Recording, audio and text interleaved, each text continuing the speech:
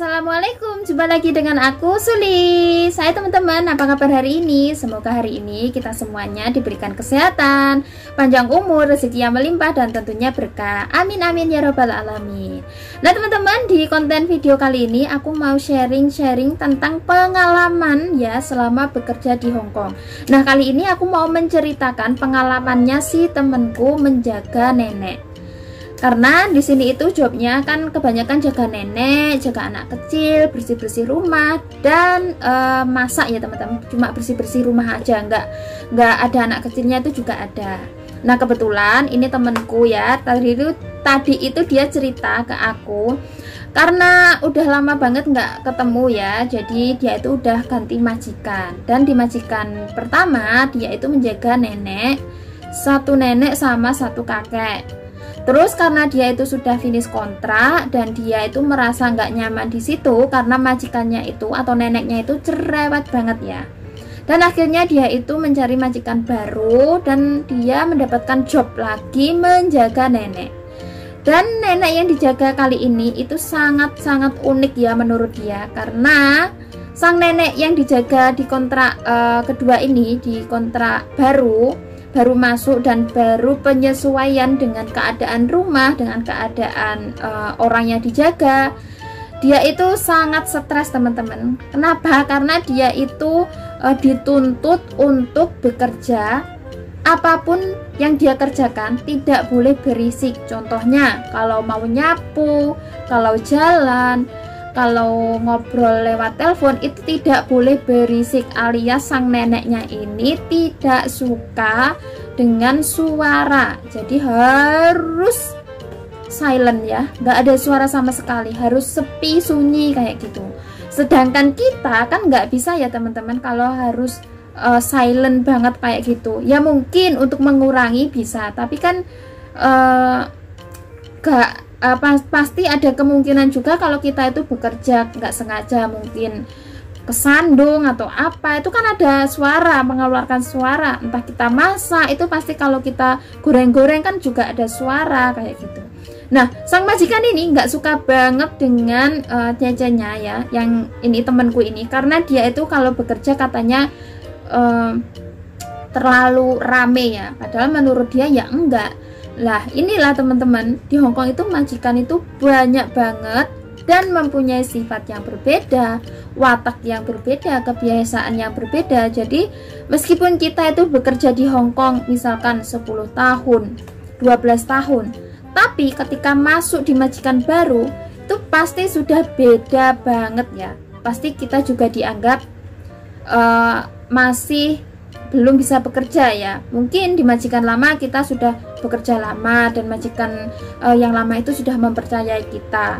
Pas masuk di majikan baru ya kita harus menyesuaikan kondisi, entah itu di rumahnya, kondisi orangnya, sifatnya, wataknya kayak gitu ya. Dan ini dia pengen nge-break teman-teman, temanku ini, karena dia dibilang nggak bisa bekerja. Terus kalau bekerja mengeluarkan suara. Pas berarti kalau mau kentut harus ditahan ya. Kan biasanya kalau kentut itu kan kadang ada suaranya.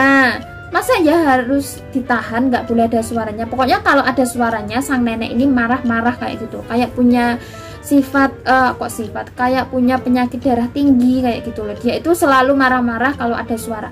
Entah itu suara kecil sekalipun dia tuh marah banget loh teman-teman. Jadi temanku ini malah stres sendiri jaga nenek, meskipun neneknya itu pendiam tapi sifatnya itu kayak gimana ya, kayak gitu ya. Kita stres sendiri ya teman-teman. Pas kerja nggak bisa membuat kita nyaman. Pastilah setiap pekerjaan yang kita lakukan itu, entah itu nyapu atau kita jalan, itu kan ada suaranya. Masa harus nggak ada suaranya? Kan ini ya aneh banget kayak gitu loh. Nah inilah teman-teman, bekerja di luar negeri itu enaknya pas kita menerima gaji ya. Tapi pas dalam waktu bekerja kayak gini ya ada yang sukanya, ada dukanya kayak gitu. Dukanya itu paling ya banyak ya, tapi ketutup dengan sukanya kalau pas gajian, karena pas gajian itu kan menerima dolar, terus kalau dikuruskan ke rupiah juga lumayan banyak kayak gitu.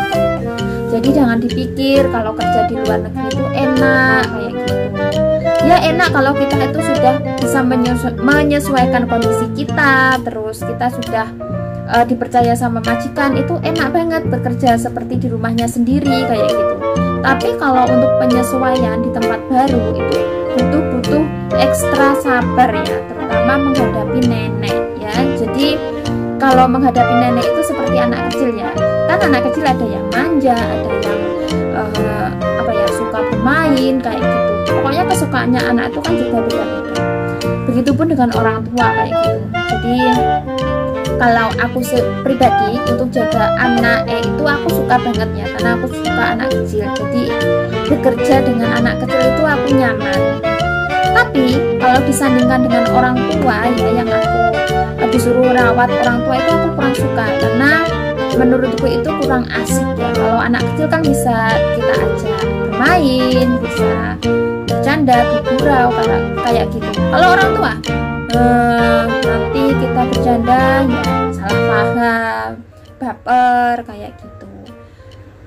Pokoknya kerja di Hongkong itu sungguh-sungguh perjuangan yang sangat-sangat sangat-sangat butuh ekstra kesabaran ya teman-teman, menguji mental kita untuk selalu bersabar untuk menghadapi orang lain kayak gitu. Jadi kerja dimanapun itu sebenarnya sama ya, kalaupun perbedaannya mungkin di upah ya, di gaji kayak gitu.